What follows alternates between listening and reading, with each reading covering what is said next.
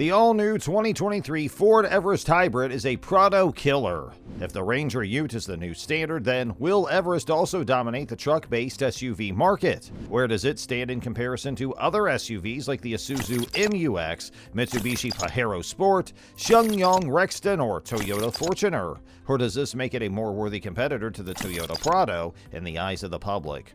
Ford has gotten the new hybrid, so let's find out if there's a Ford in your future, only here at Tech Addicts.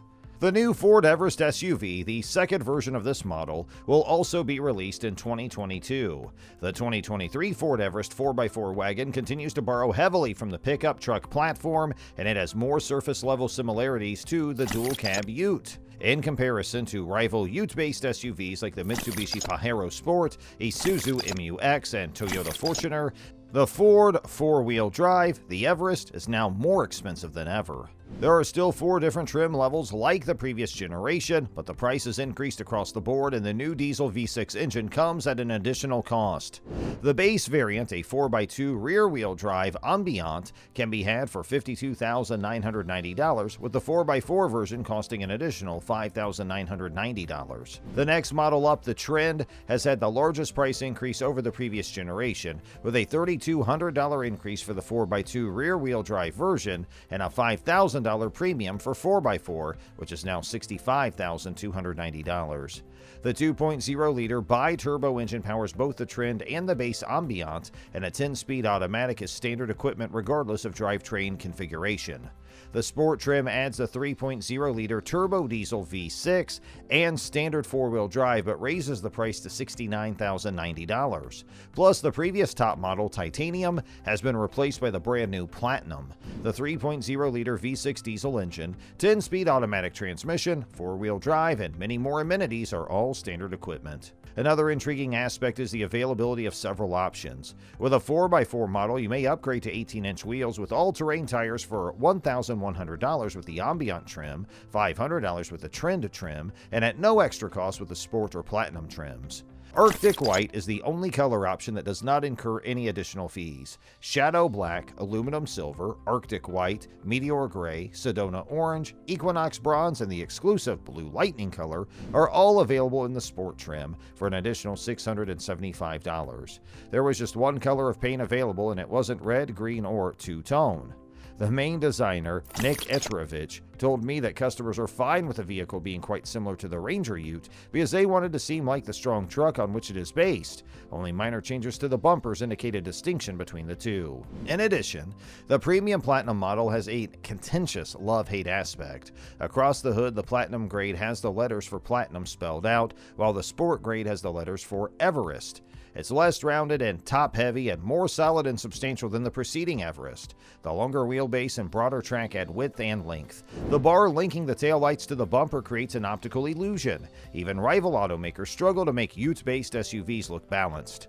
Large portrait-style screens, digital instrument clusters, and odd door handles are Ranger Ute carryovers. What's the reality? Let's investigate. The dashboard's huge touchscreen controls several cabin features. Audio and climate controls are included. All trim levels offer Apple CarPlay and Android Auto, and all but the entry-level Ambient have satellite navigation. All trim levels have a digital instrument cluster, however, getting used to it may take time. Hey, meanwhile, we wanted to let you know that we noticed only 2% of our viewers are subscribed, so please make sure you subscribe to our channel if you don't want to miss out on any juicy EV news. And now, that's awesome. Even though Ford says it was designed so drivers could move between D and R without looking away, the shifter's manual mode button and plus or minus buttons are easy to unintentionally push. Every door features a bottle holder, the front console has cubbies for small objects, and the trunk has secret compartments. There are also a few 12-volt outlets and a couple of USB ports. There are air vents for all 3 rows, with ceiling-mounted vents in the rear, and a fan speed control for the middle row, located between the center console. Let's discuss the number of available rooms and how cozy it is for the residents. The driver may now change the steering wheel's rake and reach, which is a welcome feature. There are 3 top tether anchors and 2 ISOFIX child seat anchors in the second row for installing child safety seats. Additionally, the third row has 2 top tethers. The greater piece of the second row split fold seats on the curb side of the vehicle, so if you have kids who frequently need to reach the back 2 seats, you might want to think twice about where you position their car seats. The claimed luggage capacity is encouraging, but it's hard to draw meaningful comparisons across vehicles without actually trying to load the trunk. In any case, with all 7 seats in use, the trunk has a capacity of 259 liters, and behind the third row, you can fit a couple of carry-on bags. If you remove the third row seating, the trunk has a capacity of 898 liters, which is more than enough space for the luggage of 5 people, assuming they aren't going on a month-long trip. Ford claims 1,823 liters space is available at 2 occupants in the vehicle, and the seats fold down to a relatively flat position to maximize this. If you really needed to or wanted to, you could probably even sleep in it with the seats folded down. You know the powertrain is solid when the base engine is comparable to that of the original Ranger Raptor. This 2.0-liter bi-turbo diesel engine produces 154 kilowatts and 500 newton meters. These stats put them in a different league than the MU-X and Pajero Sport. Bi-turbo models don't have manual transmissions. Ford offers rear-wheel drive and permanent 4-wheel drive. Both have 2 high speeds, 2 low gears, and a 4-wheel drive mode for paved roads. Depending on that, the engine's torque will go to the front, back, or both sets of wheels. The larger engine is the highlight. The 3.0-liter V6 turbo diesel engine delivers 184 kilowatts and 600 newton meters of torque in Sport and Platinum grades, only 4x4 and 10-speed auto here. Only the Land Rover Defender 110 D300 and Toyota Land Cruiser 300 have higher outputs for similarly priced 4x4 utes. Towing capacity is 750 kilograms unbraked and 3,500 kilograms braked. Towing with an electronic brake controller is convenient. Remember these towing numbers. GCM is 6,250 kilograms regardless of model. Model to model, Everest GVWR varies. The 2.0-liter 4x2 can carry 3,000 kilograms, the 4x4 3,100 kilograms, and the V6 3,150 kilograms. Depending on the vehicle's grade, the cargo capacity is between 658 and 741 kilograms. The lightest Everest, which is the 2-wheel drive Ambiant, weighs 2,259 kilograms and the heaviest 2,492. Mixed cycle fuel efficiency is inconsistent as expected. 4x2 bi-turbo fuel economy is 7.1 liters per 100 kilometers, and the 4x4 bi-turbo will use 7.2 liters per 100 kilometers more. The V6 model is rated at 8.5 liters per 100 kilometers in fuel efficiency.